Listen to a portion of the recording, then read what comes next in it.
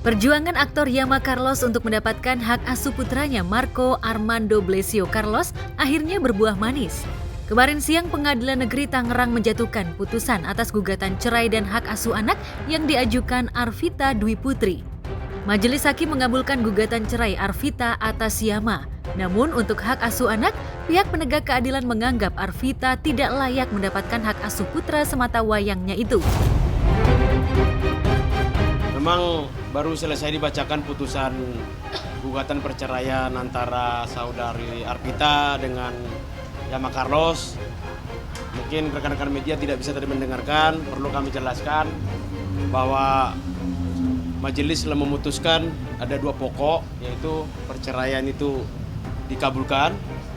Tapi memang sesuai gugatan kami bahwa hak asuh anak itu Hakim mengabulkan kepada ayahnya Yama Carlos. Bahwa pertimbangan hakim berdasarkan undang-undang perkawinan. Iya. Salah satunya. Yang kedua mengenai jurisprudensi. Dalam undang-undang perkawinan di situ hanya menegaskan bahwa hak asuh anak di bawah 12 tahun jatuh ke ibu. Pertanyaannya, kalau ibunya tindakannya tidak patut tidak wajar gimana? Belum diatur dalam undang-undang perkawinan. Sehingga pada tahun 76 ada satu pertimbangan hakim yang menyatakan bahwa kalaupun tindakan ini tidak patuh dan tidak wajar, maka hak asuh beralih ke suami. Dengan sejumlah bukti dan saksi yang dihadirkan Yama, Majelis Hakim menilai Yama lebih pantas merawat dan membesarkan Marco putranya. Lantas bagaimana perasaan Yama setelah 7 bulan berjuang melawan gugatan Arvita? Pertama-tama saya ingin mengucapkan terima kasih kepada Tuhan Yesus, puji Tuhan, puji syukur. Akhirnya hak asuh Marco Carlos jatuh ke tangan ayah kandungnya. Hak asuh anak jatuh kepada saudara Yama, tapi itu kan belum inkrah. Sebelum ada inkrah berarti biarkan dulu berjalan seperti yang ada sekarang ini. Ini udah inkrah, ini negara sudah memutuskan. Hak asuh Marco jatuh di tangan ayah kandungnya, yaitu saya. Harusnya mereka sadar ketika negara sudah memutuskan, mereka menyerahkan Marco ke saya baik-baik gitu. Karena 7 bulan ini anak saya ditawan sama ADP dan ASP. Sidang cerai Arvita versus Yama berlangsung alot sejak Maret lalu. Arvita yang hidup berpindah-pindah agar tidak terlacak oleh Yama akhirnya tak berkutik ketika Yama menghadirkan sejumlah saksi kunci selain meninggalkan Yama dengan membawa putranya. Selama menjalani perannya sebagai istri, Arvita juga dinilai lalai dalam mengasuh anak. Buat kalian yang mengira saya memperjuangkan si perempuan, cemburu, belum bisa move on, saya jawab sekarang juga. Yang saya perjuangkan adalah darah daging.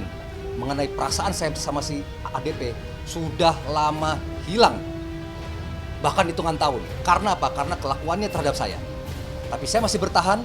Beberapa kali dia berbuat hal yang tercela, ya. Beberapa kali dia buat surat pernyataan, saya bertahan bukan karena perempuan itu, tapi karena Marco Carlos. Karena saya mengorbankan kebahagiaan saya demi Marco. Dia yang nungguin Marco lahir ke dunia. Dia yang menanti-nantikan cucu laki lahir. Karena kakak saya 2 anaknya perempuan. Saya anak laki, keluar laki. Dia yang mau, saya dan beliau yang mau Marco lahir ke dunia. Kami perjuangkan Marco untuk tetap lahir ke dunia. Tetap mau lahir ke dunia. Kalau pihak sana, saya ada buktinya kok. Ya, ini bapak saya yang nungguin Marco sampai lahir. Jadi kan banyak konflik terjadi dan kondisi panas dari pihak Yama Carlos. Saya sudah banyak diam, bahkan saya tidak memberikan klarifikasi apapun lagi gitu ya. Dan tidak ada lagi penggiringan opini maupun serangan balik kepada pihak Yama Carlos. Lantas apakah Arvita akan mengajukan banding atas putusan yang memenangkan Yama dalam hal hak asuh anak?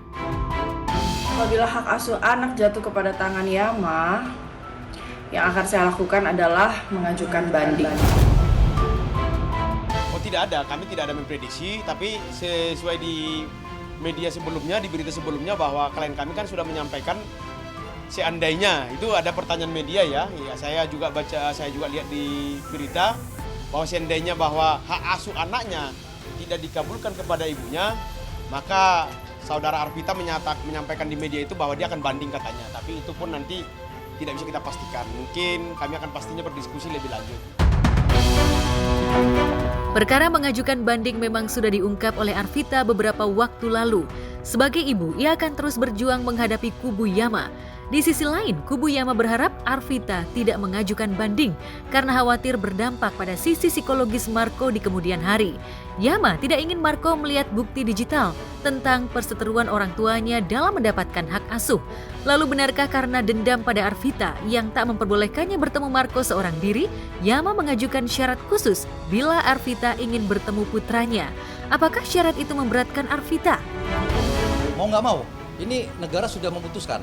Ya kan, pengadilan sudah memutuskan, mau nggak mau mereka harus menyerahkan Marco ke saya, dan saya dari awal juga udah janji saya tidak akan memutus tali silaturahmi Marco Carlos kepada perempuan yang sudah melahirkan.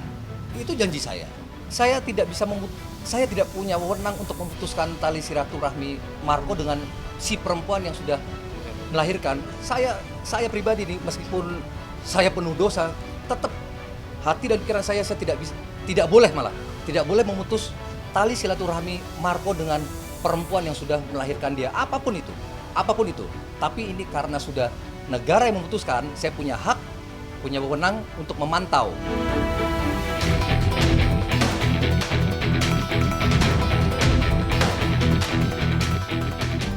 Teka-teki mengapa Inara Rusli tidak hadir di sidang cerai melawan Virgon Tambunan Rabu lalu akhirnya terjawab.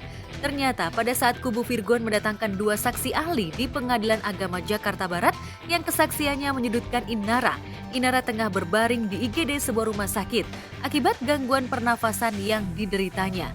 Dalam Instagramnya, Inara mengaku mengalami alergi debu yang membuat nafasnya sesak. Siapa yang sakit ginjal sebenarnya? Banyak yang mengatakan Kak Ina. Iya, gimana tuh? Alhamdulillah sehat walafiat. Terima kasih banyak teman-teman.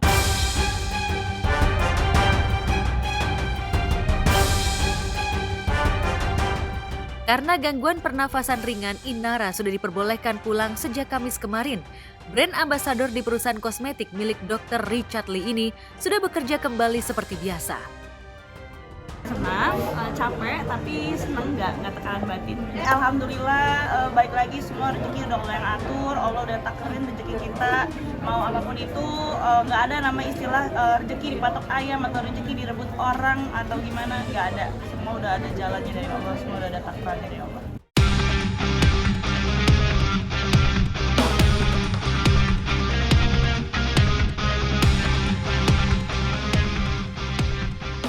Soal sidang yang berlangsung alot, Inara tidak mau berkomentar banyak.